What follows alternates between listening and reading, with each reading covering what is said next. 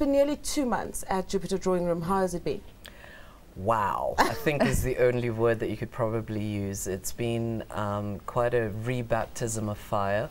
I've been out of the industry for a couple of years now, gone non-commercial. I spent the last 3 or 4 years dealing in the non-commercial so-called PR space, really reputation management. And now I'm back in the fray. So I'm still kind of catching my breath at the pace and rapidity and all of the insanity that goes with commercial communication. So far, so interesting, I think. Andy, I want to pose a question to you. You know, obviously without a sound strategy, your campaign will never be successful. We all know that. But let's go back to Strategy 101. What would you say are the fundamentals to a good strategy? Well, I think the role of strategy is to distinguish between what to say and how to say it. I think the strategy department is responsible for the former, actually doing all of the homework and building a great foundation of what to say, and then the ball is passed to the creative team who will find a particularly imaginative and memorable way of saying it. Tholoana, would you say that role has changed though over the years since you've gone out and come back basically? No, I don't think it's changed. What's happened, I think, is that it's expanded simply because of the nature of communication now. Back in the good old days when we started, it was TV, radio, press and outdoor. And that was it, basically, as media choices. Now there are so many more media channels and possible ways of reaching people. The rise of the whole citizen journalism, blogosphere, there's a whole other universe that has developed. So you have to almost be more awake, more aware, understand more on top of things. I mean, you blink and everything has gone international. We're sitting with CNBC Africa. Yeah.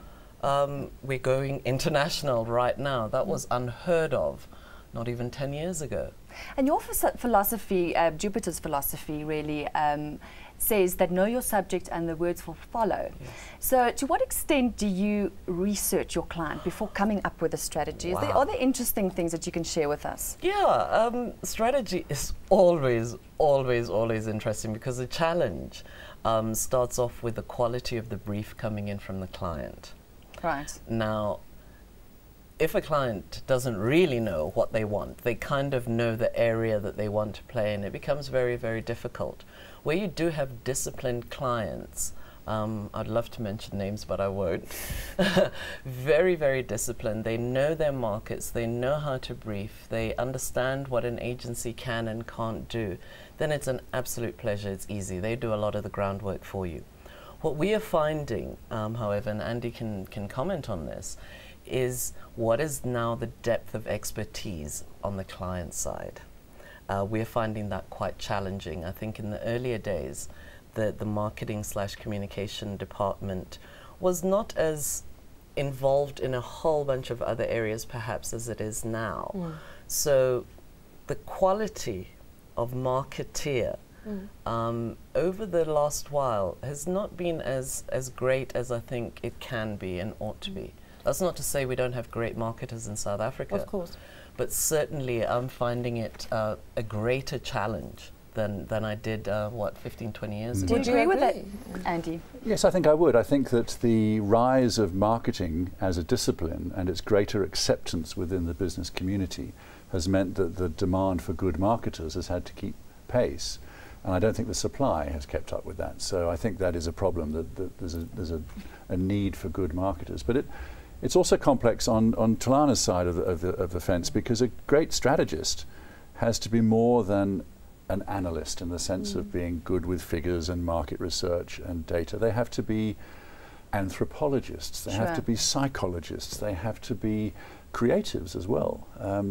I always know when a strategist is working well when they spend more time in the creative department than in their own office, because they've almost become part of the team.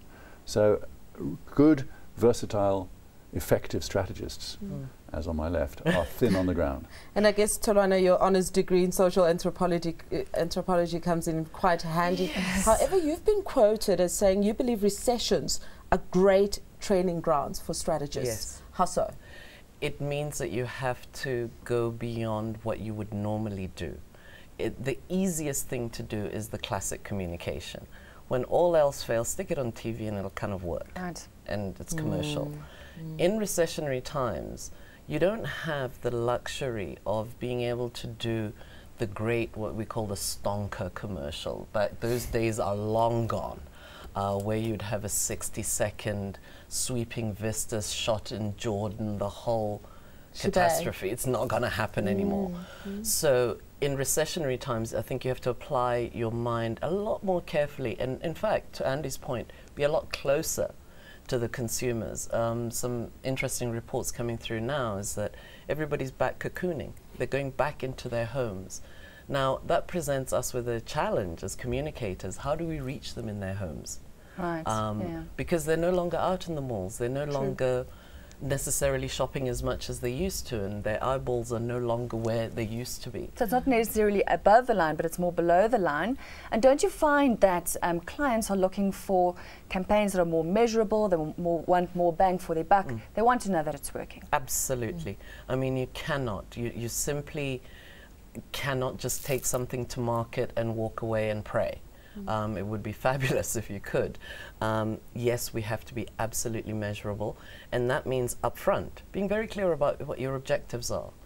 At the end of the day, ours is to either move perceptions or else, you know, what I often say is we are hired to do one thing, is to move something off the shelf. At the end of the day, somebody wants something sold, moved, or whatever. They might want you to manage perceptions or change perceptions in order to get somebody's behavior to do something. But at the end of the day, we shouldn't forget somebody somewhere is accountable for something called money.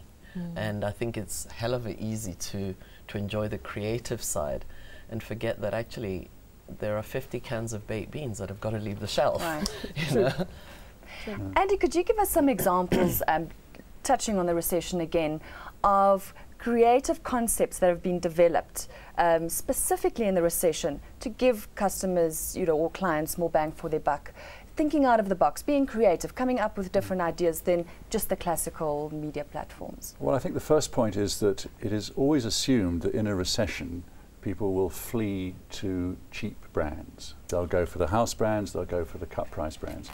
In actual fact, although there will be a small minority of people who will do that, the majority flee to brands, to strong brands, because they trust them and they know the value equation will work. So that's the first point. In terms of an example, I think the one that I would immediately think of is Woolworths, who in their print advertising, with this campaign that says you can have dinner for 100 rands. Woolworths has never been known as a discounter and isn't to this day, but what they understand is that there is a thing called value and there's a thing called price, and they're two very different concepts. They're related, but they're independent in many ways. And by producing a campaign which has all of the production values of Woolworths, those ads are quality. The way they're made, everything about them, the photography, the art direction, even the copywriting. In no way is that diluting the brand, but it is saying to consumers, in case you thought Woolworths was too expensive for you in these hard times, think again. And I think it's a very good example. We're going to have to leave it there. Thank you, Tholoana, for joining us on Media Money.